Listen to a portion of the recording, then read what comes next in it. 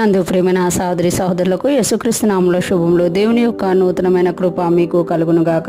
ఈరోజు దేవుడు మనకిచ్చిన మాట యోవేలు గ్రంథం 2వ అధ్యాయం 18వ వచనం.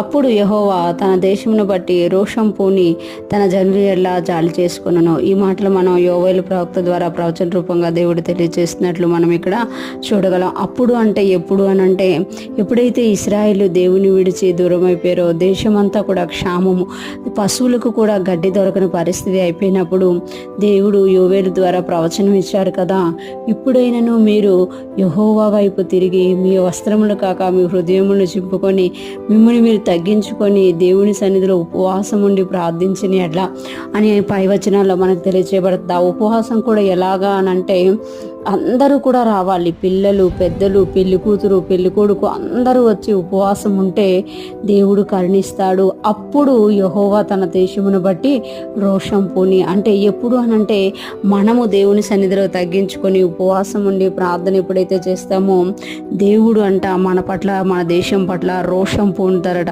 ఎందుకు దేశం పట్ల దేవుడు రోషమును మాన్పుకున్నారు అంటే, వాళ్ళు దేవుని విడిచిపెట్టేసి దేవుని ఎదుట తగ్గించుకోవాల్సింది పోయి గర్వించి ఇతర దేవతలను కొలిచి ఇతర దేవతలను వెంబడించి తమ దేవుడైన యెహోవాను తక్కువగా చేసినందున ఆ దేశమంతా కూడా ఎండిపోయి కరువుతో క్షామంతో వచ్చింది.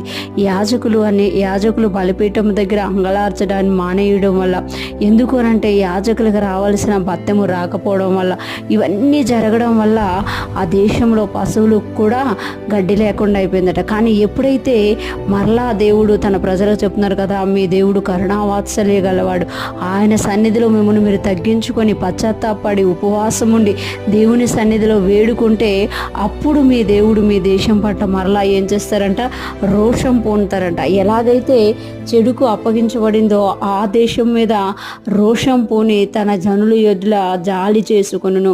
ఎప్పుడైతే దేవుడు దేశం ఎడ్ల రోషం పూనుతారో, జనుల ఎడ్ల జాలి చేసుకుంటారో, ఆ తర్వాత కింద వచనాలు మనం చూస్తాం కదా, ధాన్యమును ద్రాక్షారసమును తృప్తిగా దేవుడు ఇచ్చినట్టుగా నా జనులకి ఎన్నటికీ సిగ్గునొందరు అనే మాట వచ్చే వరకు కూడా దేవుడు ఇశ్రాయేల్ని ఆశీర్వదించినట్లుగా మనము కింద వచనాల్లో చూస్తామన్నమాట. అంటే దేవుని ఎదుట మనం ఎప్పుడైతే తగ్గించుకుంటామో, వినయం కలిగి ఉంటామో, ఉపవాసం ఉండి ఆయన సన్నిధిలో ప్రార్థిస్తామో, మన ఎడల దేవుడు రోషం పూని మనకు ఆగిపోయిన కార్యాలన్నీ చేసి మన ఎడల జాలి చేసుకొని మనకు మేలు చేసే దేవుడుగా మన దేవుడు ఉన్నారు అని ఈరోజు దేవుడు మనకి తెలియచేస్తున్నారు. ఈరోజు ఫ్రెష్ మన వింటున్న ప్రతి ఒక్కరం కూడా దేవునికి దూరం అయిపోయిన పరిస్థితిలో ఉన్నామా, మరలా మనం దేవుని యొద్దకు వచ్చి తగ్గించుకొని వినయము కలిగి మనం ఉపవాసమును ప్రార్థిస్తే ఆయన మన ఎడల తన రోషమును పూని జాలి చేసుకొని మనల్ని బాగు చేసి మన దేశాన్ని కూడా బాగు చేస్తారు. అటువంటి గొప్ప దేవుణ్ణి మనం కలిగి ఉన్నందున విధేయతలతో ఆయన సేవిస్తూ ముందుకు సాగిపోదుముగాక.